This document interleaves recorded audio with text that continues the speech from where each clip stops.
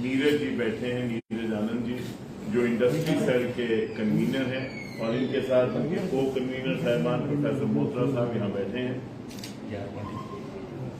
आपको तकलीफ देने का एक मकसद था कि आपके माध्यम से एक सूचना आम लोगों तक साझा करने की जरूरत थी। फेडरेशन ऑफ इंडस्ट्रीज ने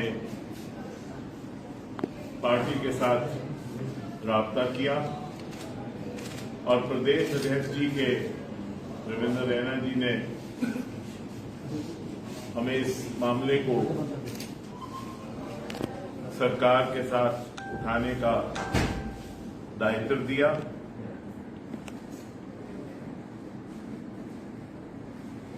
एक जम्मू पावर डेवलपमेंट कॉरपोरेशन ने बिजली का भाड़ा बढ़ाने की एक दलील पेश की और उनके हिसाब से इंडस्ट्रियल यूनिट्स पे और बाकी कमर्शियल यूनिट्स पे और जो प्राइवेट लोग हैं उन पे कुछ ना कुछ पावर टैरिफ का इजाफा हो। विभिन्न लोगों ने पार्टी के साथ इसके बारे में संपर्क किया। फेडरेशन ऑफ इंडस्ट्रीज ने एक बाकायदा मेमोरेंडम पेश किया और उन्होंने कहा कि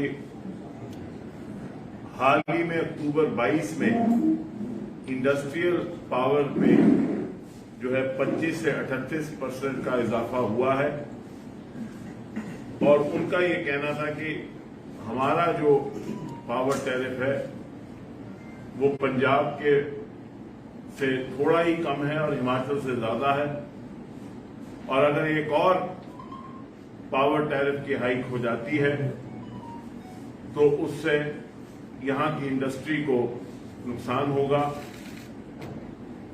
और सरकार इंडस्ट्री को बढ़ावा देने के लिए बहुत कदम उठा रही है, जिससे कि इंडस्ट्रियलाइजेशन का प्रोसेस जो है वो बड़ी तेजी से आगे बढ़ रहा है और इस हाइक से नुकसान होगा। पार्टी के आदेश पे और प्रदेश अध्यक्ष जी के कहने पे ये मसला हमने हमारे जितने भी सेल हैं, ट्रेड सेल और इन्होंने सरकार के साथ उठाया। मैं आपके माध्यम से माननीय लेफ्टिनेंट गवर्नर श्री मनोज सिन्हा जी का धन्यवाद करना चाहता हूं कि जब हमने उनके सामने ये दलील रखी तो उन्होंने इस बात को समझकर लोक हित में ये फैसला किया कि फिलहाल किसी भी कैटेगरी में पावर टैरिफ की हाइक जो है वो नहीं की जाएगी, ताकि आम लोगों को और व्यापारियों को और इंडस्ट्री को किसी किस्म का फिलहाल कोई नुकसान ना हो। मैं पार्टी की तरफ से, प्रदेश अध्यक्ष जी की तरफ से और अपने दोनों सेल्स की तरफ से और जम्मू के लोगों की तरफ से माननीय लेफ्टिनेंट गवर्नर श्री मनोज सिन्हा जी का धन्यवाद करना चाहता हूं। श्री मनोज सिन्हा जी के पास जब भी हम लोक हित का कोई भी मसला लेके गए, उन्होंने हमेशा लोक हित में फैसले लिए और उसके लिए हम उनका धन्यवाद करते हैं। भाजपा जम्मू कश्मीर के अवाम की बेहतरी के लिए, जम्मू कश्मीर के अवाम के खुशहाली के लिए और जम्मू कश्मीर के अवाम की बढ़ोतरी के लिए हमेशा वचनबद्ध है और आगे भी रहेगी। यशस्वी प्रधानमंत्री माननीय नरेंद्र मोदी साहब ने 5 अगस्त 2019 को जो फैसला किया, उसके बाद लगातार मुसलसल जम्मू कश्मीर तरक्की की राह पे आगे बढ़ता जा रहा है और ये मैं सेफली कह सकता हूं और बड़ी जिम्मेवारी से कह सकता हूं कि जिस तरीके से इंफ्रास्ट्रक्चर इंटरवेंशन हो रही हैं, जिस तरह से इंडस्ट्रियलाइजेशन हो रही है, जिस तरह से तरक्याती कामों में एक तेजी आई है, ट्रांसपेरेंसी आई है, और जिस तरह रूल ऑफ लॉ को जम्मू कश्मीर में इंप्लीमेंट किया जा रहा है, अगले 5 बरस में जम्मू कश्मीर नॉर्दर्न इंडिया की सबसे इंपॉर्टेंट स्टेट बन के उभरेगी और एक इंपॉर्टेंट डेस्टिनेशन बनेगी। अमन आ गया है, शांति है, और लोगों में आपसी प्यार बढ़ा है। हर खित्ते को, हर वर्ग को उसका हक मिल रहा है, और हमें पूरी उम्मीद है कि आने वाले समय में सबका साथ, सबका विकास और सबका विश्वास जो नारा है यशस्वी प्रधानमंत्री माननीय नरेंद्र मोदी जी का, उसको आगे बढ़ाते हुए जहां भारत एक विश्व गुरु बनने की कगार पर पहुंच गया है, वहां जम्मू कश्मीर इस विश्व गुरु भारत में एक चमकता सितारा होगा। और भाजपा जम्मू कश्मीर जो है वो हमेशा जम्मू कश्मीर के लोगों के लिए और जम्मू कश्मीर के लोगों की भलाई के लिए वचनबद्ध है।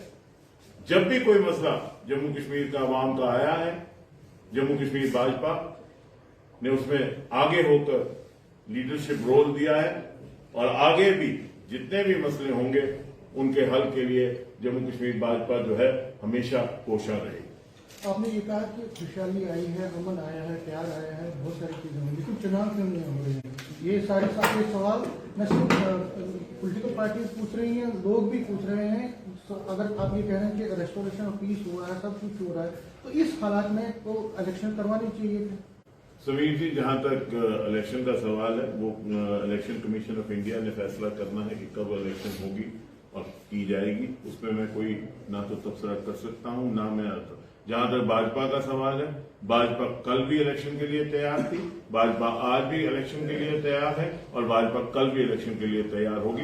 भाजपा एक ऐसा संगठन है जो 24 घंटे 7 दिन 365 दिन इलेक्शन के लिए तैयार रहता है।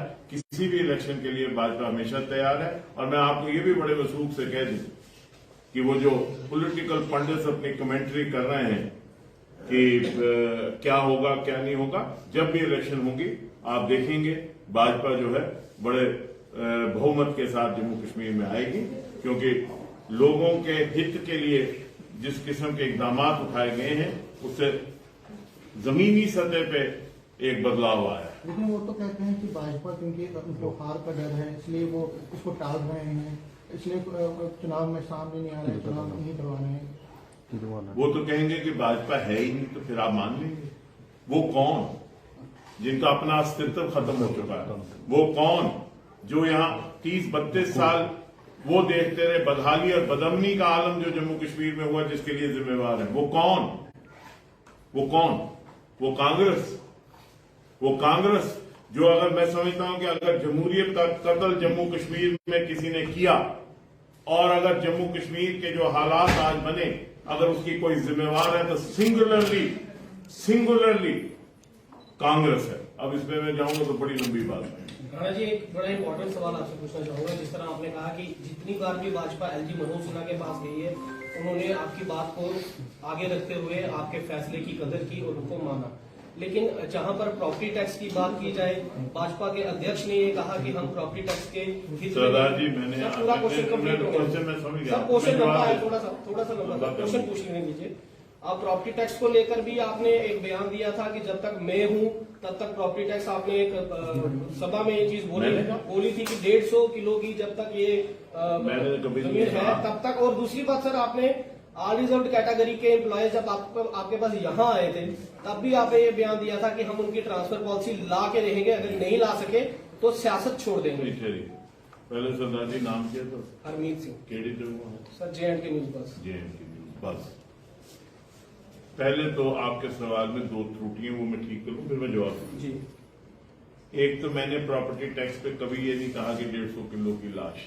सुन लीजिए ना आप तो। सर ये तो बयान आपका सर पूरे सोशल मीडिया पे सबने देखा है। बात सुनना सरदार जी, अगर आपने बहस करनी है तो मैं यही काम करता रहा हूँ सारी उम्र की, यहाँ सारे सीनियर लोग जानते हैं मैं सारी उम्र यही काम करता। सुन लीजिए, मैंने ये कहा और आज भी कह रहा हूं, जम्मू कश्मीर के लोगों के हित के लिए या उनको अगर कोई नुकसान होगा तो सबसे पहले हम लोग खड़े होंगे। ये मैं आज भी कह रहा हूं, उस दिन भी कहा और आज भी कह रहा हूं। कोई भी मसला, नंबर 1। और मैंने उसमें प्रॉपर्टी टैक्स नहीं कहा था, मैंने कहा था जम्मू कश्मीर के अवाम को अगर चोट भी आएगी उस चोट से पहले हम लोग खड़े होंगे। उसमें मैंने कहा था कि 150 किलो की लाश है पहले। दूसरी बात, आपने कहा गवर्नर साहब के पास गए और ये, मैंने पहले ही कहा, आपने सुना नहीं शायद, कि जब भी हमने लोक हित के मसले उनके पास लिए, मैं बड़ी जिम्मेवारी से कह रहा हूं कि लेफ्टिनेंट गवर्नर मनोज सिन्हा साहब ने बड़ा पॉजिटिवली रिएक्ट किया। और जब भी लोक हित का कोई भी मसला जो लोगों के बेहतरी के लिए उनके सामने लाया गया, उन्होंने फौरी तौर पे उस पर एक्शन लिया और फौरी तौर पे सरकार ने ऐसा अमल किया जिससे कि लोगों के हित की बात हो। प्रॉपर्टी टैक्स जो इशू है, मैं उसमें बहस में इस वक्त नहीं पढ़ना चाहता। क्या आपको लगता है सर कि वो लोकहित का वो मसला नहीं है? प्रॉपर्टी टैक्स अगर आप जो डेली वेजर 9,000 की तनख्वाह ले रहे हैं, जो अनरिजर्व कैटेगरी के एम्प्लॉयज, जो अनरिजर्व कैटेगरी पे आपने सवाल, जो ट्रांसफर पॉलिसी है, क्या वो लोकहित की बात नहीं है? क्या आप ये मानते नहीं कि लोकहित की बात? सुन लीजिए, बहस करना है, सुन लीजिए। तो सवाल करना सवाल ठीक है, सवाल का भी तरीका एक सुन लीजिए ना। जहां तक और रिजर्व कैटेगरी का सवाल है, शायद आपको मालूम नहीं है, मैंने यहां कहा था कि उनकी ट्रांसफर पॉलिसी बनेगी। उनकी ट्रांसफर पॉलिसी बिल्कुल तैयार है, उनके साथ एक एग्रीमेंट हो चुका है और वो जानते हैं कि ट्रांसफर पॉलिसी तैयार है। जो उनका हिस्सा था उन्होंने इंप्लीमेंट करना था, वो इंप्लीमेंट अभी पूरी तरह नहीं हुआ। जैसे ही वो इंप्लीमेंट होगा वो हो गया और उनकी बात जो है सरकार के साथ हो गई है। इसी वजह से वो अपनी जगह पे वापस चलेंगे, वो मुतमईन है। जो बात मैं कहता हूं किसी वजन पे कहता हूं, ऐसे मैं बात नहीं करता। सर, चुनाव आयोग जल्द ही जम्मू कश्मीर का दौरा करेगा और हर जिला के अंदर जो है वो चुनाव आयोग के लोग जाएंगे। क्या लगता है आपको कि इस दौरे के बाद जम्मू कश्मीर में जल्द चुनाव जो है हो सकते हैं?